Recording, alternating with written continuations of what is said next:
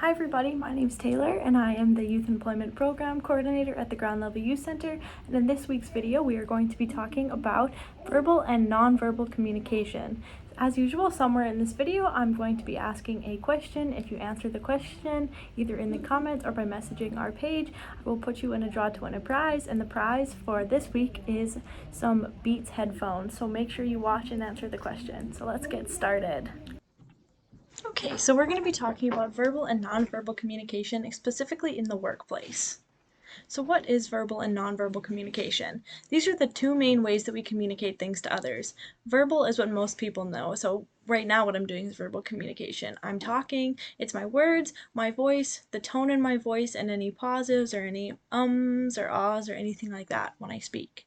So nonverbal is sometimes overlooked or forgotten about. It includes your posture, your facial expressions, your gestures, your eye contact, your appearance, and much more. So why are these important? These types of communication are extremely important, especially in the world of employment. The way you choose to use verbal and nonverbal communication can make or break your chances of getting a job. It can also affect you if you have a job already. So let's first talk about verbal communication. Verbal communication is so common that we often forget to consider how we are using it. When we're using verbal communication in a job interview, let's say, handing out resumes or even during your job, you have to consider a few things. For one, your tone of voice. For two, your word choice. And for three, the pauses in your sentences, as well as saying or things like that. So let's talk about tone of voice. You want to speak clearly, confidently, and have a calm tone of voice. You'll want to try your best not to sound shaky or nervous, as this will come across clearly when you're speaking in your verbal communication. Next, let's talk about word choice. You want to consider the words you are using when you speak. Especially when you're in a job interview or anything to do with employment, you never want to use slang or swear words of any kind. Let's talk about pauses. Make sure you're prepared and know what you're going to say, no matter if it's in a job interview, at work, or just handing resumes out. If you're unprepared, it'll be obvious, as it'll come out in your verbal communication as long pauses and things such as or things like that. So let's look at some examples.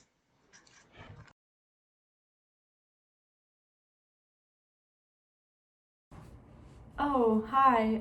I just saw that you guys were hiring on Google or whatever, and I was just wondering if I could give you one of my resumes. Hi there. I saw your ad hiring for a sales associate position here, and I just wanted to come hand in my resumes. I'm very interested in this position.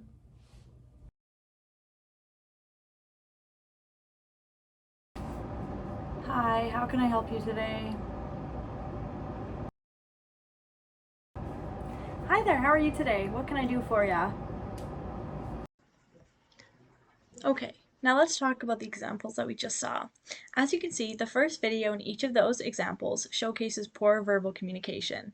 In both those videos, my tone of voice comes across as clearly uninterested. I also pause a lot and say many times throughout the video.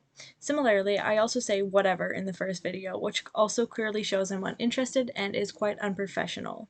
These are both good examples of unprofessionalism and what not to do in these situations. But in the second two videos, there's a clear difference and you can see proper verbal communication. In these examples, my tone is much higher pitched, showing that I'm interested in the situation and what I'm saying. I speak clearly and show a much higher level of confidence, which is shown in both my tone and my word choices. I don't use any fillers or pause too much, and I know what I am saying.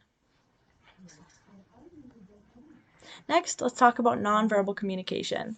Nonverbal communication is very often overlooked or not considered when going into work, interviews, or applying for jobs. While your verbal communication is extremely important, even if it's really good, your nonverbal communication can send a completely different message than what your verbal communication is saying. When you're using nonverbal communication, you want to consider a few things. 1, your posture. 2, your facial expressions. And 3, your eye contact. These are the most important.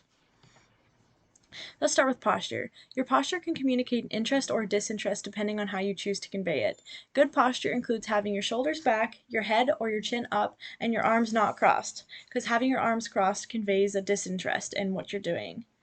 Your facial expressions can also have a huge impact on how confident and interested you come across as. You don't want to have your eyebrows furrowed, be frowning lots, or look too extremely serious.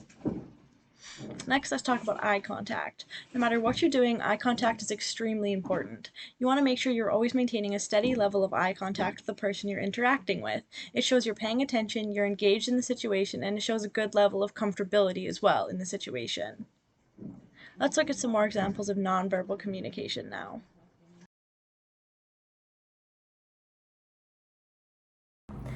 I'm really interested in this position because I feel like it's a great way to gain relevant experience in this field. I'm really interested in this position because I feel like it's a great way to earn relevant experience in this field. Okay, so now that we've watched those videos, let's look at what went wrong.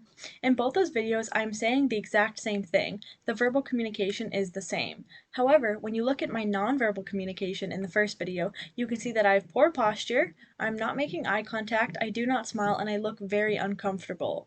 But in the second video, my shoulders are high, I speak with confidence, and I am smiling and look interested and excited. As you can see, your nonverbal communication can make a huge difference. So I'm saying the exact same thing, but my nonverbal communication is conveying a completely different message between the two videos. So for the challenge question, which of the following videos demonstrates good verbal and good nonverbal communication? So watch the next two videos and you can leave your answer in the comments or you can message us and I will put your name in to win a prize.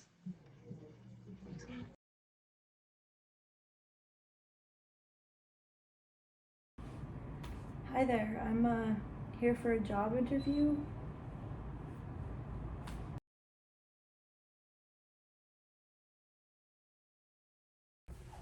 Hi there, may I speak to your manager, please? I'm here for an interview her and I had scheduled at 10 a.m.